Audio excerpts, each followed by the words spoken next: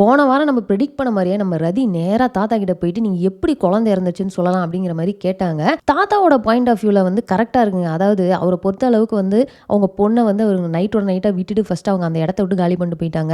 அதுக்கப்புறம் பார்த்தீங்கன்னா ரதி போயிட்டு வெயிட் பண்ணுவாங்க. அப்பவும் பார்த்தீங்கன்னா அன்றைக்கி விஜய் வந்திருக்க மாட்டார்.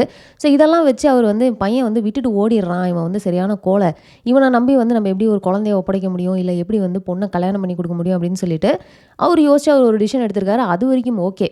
ஆனால் இப்போ வரைக்குமே அவர் வந்து நான் சரியான முடிவு தான் எடுத்திருக்கேன். பாரு ரீனா, விஜய், நீ எல்லாருமே வந்து டாக்டராக இருக்கீங்க, நல்ல நிலமையில இருக்கீங்க, அதெல்லாம் நான் எடுத்த முடிவு தான் காரணம் அப்படின்னு அவர் சொன்னது வந்து சத்தியமாக ஒத்துக்கவே முடியாது.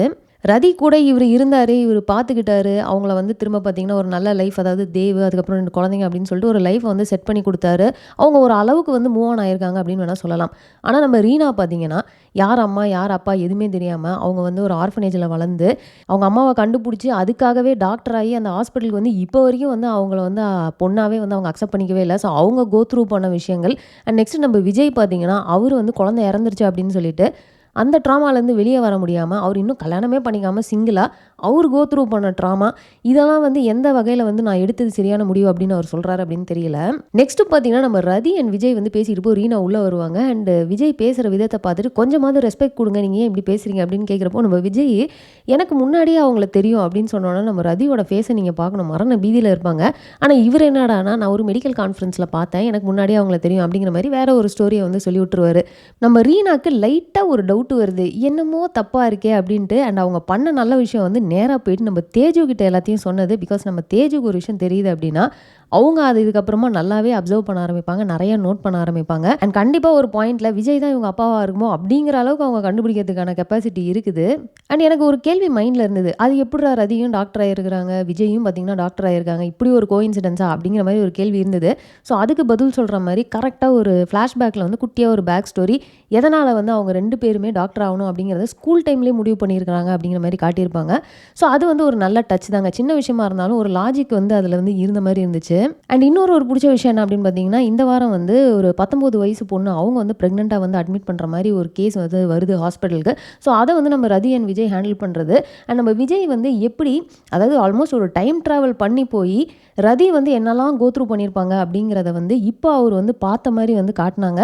அண்ட் அவர் வந்து அவ்வளோ எமோஷ்னலாக அவரோட ஆக்டிங்லேயே வந்து பார்த்திங்கன்னா அந்த சீன்ஸ்லாம் வந்து வேறு லெவலில் வந்து என்ஹான்ஸ் பண்ணி கொண்டு போயிட்டாரு. பயங்கர எமோஷனல் கண்டென்ட்டு, அது நல்லா இருந்துச்சுங்க. அந்த த்ரூ அவுட் அந்த கேஸ் அவங்க ஹேண்டில் பண்ண விதம், கடைசியாக கூட பார்த்திங்கன்னா அந்த குழந்தை வந்து உயிரை காப்பாற்ற முடியல அப்படிங்கிறப்போ நம்ம ரதி வந்து உள்ளே அவங்கக்கிட்ட பேசின விஷயங்கள். ஆனால் அது எல்லாத்தையுமே கேட்டுட்டு நம்ம விஜய் வந்து நல்ல ஸ்பீச்சு, நீ நல்லா பேசின, உன்னோட டைமில் இந்த மாதிரி ஒரு டாக்டர் இருந்தால் நல்லா இருந்திருக்கும்ல அப்படின்னு சொன்ன வரைக்கும் எல்லாமே சூப்பராக இருந்தது. நம்ம ரதி வந்து விஜய்க்கு பொறுத்த அளவுக்கு குழந்தை இறந்துருச்சு அப்படின்னு நினச்சி தான் அவர் ஃபீல் பண்ணிகிட்டு இருக்காரு அப்படிங்கிறது தெரிஞ்சும் அவங்க வந்து இன்னும் அந்த உண்மையை சொல்ல முடியாமல் அந்த ஒரு கில்ட்டியாக அவங்க ஃபீல் பண்ணது, அவங்களோட ரியாக்ஷன்ஸ் எல்லாமே வந்து சூப்பராக இருந்தது அந்த சீன்ஸ் எல்லாமே. பட் இப்போவுமே நம்ம ரதி வந்து குழந்தை இறந்து போகலை அப்படிங்கிற உண்மையை வந்து விஜய் கிட்ட ஷேர் பண்ணாமல் இருந்தாங்கன்னா எனக்கு தெரிஞ்சு ஃபியூச்சரில் இதுவே வந்து அவங்களுக்குள்ள ஒரு பெரிய ப்ராப்ளம் ஆகலாம். அண்ட் விஜய் வந்து உண்மை தெரிகிறப்போ கண்டிப்பாக ஒரு சம கோவப்பட்டு அவரே வந்து ரதியை வெறுத்துட்டு போகிறதுக்கு நிறைய சான்ஸ் இருக்குது அப்படின்னு நினைக்கிறேன்.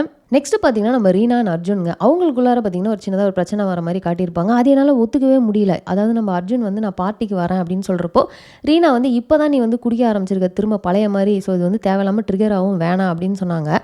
அதை வந்து நம்ம அர்ஜுன் வந்து ஏன் நான் வந்தால் எம்பாரசிங்காக இருக்கா அப்படிங்கிற மாதிரி அவர் வேறு விதத்தில் புரிஞ்சுக்கிட்டு அன்வான்டாக அந்த இடத்துல ஒரு சீன் கிரியேட் ஆன மாதிரி நான் ஃபீல் பண்ணேன். இல்லை நம்ம வேம்பயர் வந்து, அதாவது நம்ம வேம்பயர் மானசா கொடுத்த கவுன்சிலிங்னால அர்ஜுனோட மூளை லைட்டாக குழம்பிருச்சா அப்படிங்கிறது தெரியலை. பட் இதை சான்ஸாக எடுத்துக்கிட்டு நம்ம வேம்பயர் மானசா உள்ளே அப்படி பூந்து வந்து நான் பாடுறா இப்போ என்ன பண்ணுறேன் அப்படிங்கிற மாதிரிலாம் கண்ட்ரோல் எடுப்பாங்க.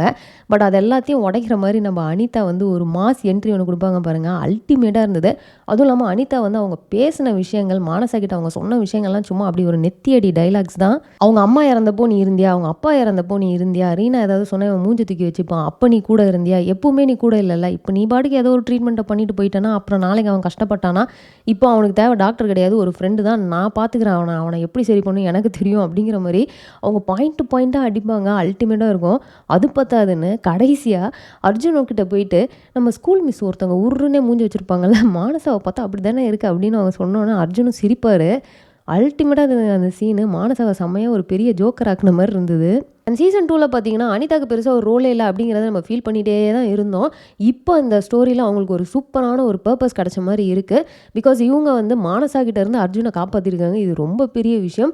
அதுவும் இல்லாம இன்னொரு விஷயம் பண்ணியிருக்கிறாங்க. என்ன அப்படின்னு பார்த்தீங்கன்னா, உனக்கு மைண்ட் டைவர்ட் பண்றேன் அப்படின்னு சொல்லிட்டு பேட்மிண்டன் விளையாட கூட்டு போனா, அங்க நம்ம விஜயும் வந்து விளையாட வந்திருப்பாரு. இதுல என்னடா பெரிய நல்ல விஷயம்னா, அர்ஜுன் அண்ட் விஜய் இவங்க 2 பேரும் பேசி க்ளோஸ் ஆகுறது அப்படிங்கிறது ஒரு மிகப்பெரிய ட்விஸ்ட்டா இருக்கும். ஏன்னா நம்ம அர்ஜுனுக்கு ரீனாவை பத்தி இன் அண்ட் அவுட் எல்லாமே தெரியும். ஸோ அட் சம் பாயிண்ட் வந்து அர்ஜுன் மூலியமாவே அந்த உண்மை வெளியே வரதுக்கு சான்ஸ் இருக்கு. அதாவது சீசன் 1ல எப்படி நம்ம அர்ஜுன் வந்து ரதி தான் அம்மா அப்படிங்கிறத ஊருக்கே சொன்னாரோ, அதே மாதிரி மேபி சீசன் 2ல வந்து விஜய் தான் அப்பாங்கிறதையும் இவரு சொல்ற மாரி வச்சிருந்தாங்கன்னா, இன்னும் ஒரு நல்ல டச்சா இருக்கும். அண்ட் இன்னொரு அல்டிமேட்டான காமெடி என்ன அப்படின்னு பார்த்தீங்கன்னா, நம்ம வேம்பயர் வந்து தேஜுவோட கழுத்தையே கடிக்கலாம் அப்படிங்கிற மாரி ஒரு பிளான போட்டிருப்பாங்க. ஸோ மானசா வந்து தேஜு கிட்ட போய் பேசின விஷயங்கள் அண்ட் தேஜு கொடுத்த ரெஸ்பான்ஸ்லாம் வந்து செம மாசா இருந்திருக்கும். எவ்வளவோ ட்ரை பண்ணுறாங்க இவங்களும் வந்து தேஜுவோட மூளையை கழுவுறதுக்கு. அவங்க கிளியரா வந்து அவங்க சொன்ன விஷயங்கள்லாம் நல்லா இருந்தது. அதாவது ஹையர் பொசிஷனில் இருக்கிறவன் எவனுமே நிம்மதியாக இல்லை அப்படிங்கிறத நான் கற்றுக்கிட்டேன். ஆல்சோ பவர், பதவி இதெல்லாம் வந்துச்சுன்னா மென்டல் பீஸே போயிடும். எனக்கு அதெல்லாம் தேவையே இல்லை. நான் பாட்டுக்கு வந்தேனா, ஃப்ரெண்ட்ஸோட இருந்தேனா, ஜாலியாக இருந்தேனா, இந்த மாதிரி ஒர்க் பண்ணனா அப்படின்ட்டு போயிட்டே இருக்கலான்னு இருக்கேன். தேவையில்லாமல் என்னை வந்து இது பண்ணாதீங்க அப்படின்னு அவங்க சொன்னது அந்த ஸ்டோரிக்கு மட்டும் இல்லை, நம்ம எல்லாருக்குமே சூட் ஆகிற ஒரு விஷயமா தான் இருந்தது. அதாவது நம்ம மானசாக்கே தேஜு கவுன்சிலிங் கொடுத்துட்டு இருந்தாங்கன்னா பார்த்துக்கோங்க. அண்ட் தேஜுவோட டச் வேற ஒன்று என்னன்னா, உங்கள் ஃபேமிலியிலேயே உங்களுக்கு மட்டும் தான் ட்ரெஸ்ஸிங் சென்ஸ் நல்லா இருக்குது அப்படின்னு அவங்க சொல்லிட்டு போனது எல்லாமே வந்து சூப்பராக இருந்ததுங்க. ஸோ இதை தாண்டி பார்த்தீங்கன்னா கிரண் அண்ட் நிலோஃபர், ஸோ அவங்களோட ஸ்டோரியை வந்து நம்ம லாஸ்ட் வீக்லேருந்தே பார்த்துட்டு இருப்போம். இன்னும் கொஞ்சம் டீப்பாக வந்து கொண்டு போக ஆரம்பிச்சிருக்காங்க. அண்ட் நிலோஃபர் வந்து பார்த்தீங்கன்னா அந்த புதுசாக அவங்க வீட்டில் மாப்பிள்ளை பார்த்துருக்காங்க, அந்த பையனை நான் ஓகே சொல்லிட்டேன் அப்படின்னு சொன்னது இவங்க வேணும்னே சொல்கிறாங்களா? அதாவது கிரணை உண்மையை சொல்ல வைக்கணும் அப்படிங்கிறதுக்காக, இல்லை நிஜமாலுமே சரி அப்பா சொல்கிறத கேட்டுட்டு போகலாம்டா நம்ம கல்யாணம் பண்ணிக்கலாம்னு முடிவு எடுத்துட்டாங்களா அப்படிங்கிறது எனக்கு இன்னமும் கொஞ்சம் கன்ஃபியூசிங்காக தான் இருக்குது. நீங்கள் என்ன நினைக்கிறீங்க அப்படிங்கிறத மறக்காமல் கமெண்ட்டில் போட்டுருங்க. ஆனால் கண்டிப்பாக கிரண் வந்து ஒன்று அடுத்த 4 எபிசோட்லையோ இல்லை அதுக்கு அடுத்த வாரத்துக்குள்ளார வந்து நிலோஃபர்ட்ட போய் சொல்லிடுவார் அப்படின்னு தான் நினைக்கிறேன், அவர் பிடிச்சிருக்கு அப்படிங்கிறத. நெக்ஸ்ட் பார்த்தீங்கன்னா நம்ம சாரு அண்ட் ராக்கிங்க, எனக்கு என்னமோ அது வந்து இன்னும் ஒரு பேஸே இல்லாமல் போய்கிட்டு இருக்க ஒரு ஸ்டோரி மாதிரி இருக்குது. ஏன்னா சாருவை பற்றி நமக்கு அந்த அளவுக்கு காட்டாததுனால ஒன்றும் பெருசாக கனெக்டே ஆக மாட்டேங்குது, ஒட்டாத மாதிரியே இருக்குது. அது வெறும் காமெடிக்காக தனியாக ஒரு ட்ராக் போயிட்டு இருக்க மாதிரி தான் இருக்குது. நெக்ஸ்ட் பார்த்தீங்கன்னா நம்ம அமயா அண்ட் கமலுங்க, அதுவுமே வந்து ஒரு கண்டினியூட்டி அங்கங்கே காமிச்சிட்டு இருக்காங்க. அதாவது அந்த கேரக்டரை விடக்கூடாதுன்ட்டு. ஸோ பெருசாக அவங்க 2 பேருக்குள்ளே எதுவுமே நடந்த மாதிரி காட்டலை. ஆனால் இந்த 4வது எபிசோட முடிச்சாங்க பாருங்க ஒரு ட்விஸ்டோட. அதுதான் என்ன அப்படிங்கிறது எனக்கு இப்போ அடுத்த வாரம் வரைக்கும் நம்ம வெயிட் பண்ணி ஆகணும். ஏன்னா வந்து மும்பையில் வந்து போலீஸ் போயிட்டு ஃபோனில் விஜயோட ஃபோட்டோ வச்சுட்டு இவர் யாருன்னு தெரியுமா அப்படின்னு கேட்குறாங்க. ஸோ இது என்னடான்னு ஒன்றுமே புரியலை. ஒரு பயங்கரமான சஸ்பென்ஸில் தான் வந்து இதை முடிச்சிருக்காங்க. ஸோ நெக்ஸ்ட் வீக் வரைக்கும் வெயிட் பண்ணி பார்த்தே ஆகணும் இது என்ன மாதிரி ஒரு குழப்பமாக இருக்க போகுது அப்படிங்கிறது. ஸோ அவ்வளோதாங்க, இந்த 4 எபிசோடில் நடந்த எல்லா விஷயத்தையுமே நம்ம ரிவ்யூ பண்ணிட்டோம். இந்த வீடியோ நான் இதோட முடிச்சிக்கிறேன். இந்த வீடியோ உங்களுக்கு பிடிச்சா லைக் பண்ணுங்கள், உங்கள் ஃப்ரெண்ட்ஸ் எல்லாருமே ஷேர் பண்ணுங்கள். மறக்காம சேனல் சப்ஸ்கிரைப் பண்ணி என்ன சப்போர்ட் பண்ணுங்கள். நெக்ஸ்ட் ஒரு இன்ட்ரெஸ்டிங்கான வீடியோ உங்களுக்கு மீட் பண்ண. தேங்க்ஸ் ஃபார் வாட்சிங். Bye by.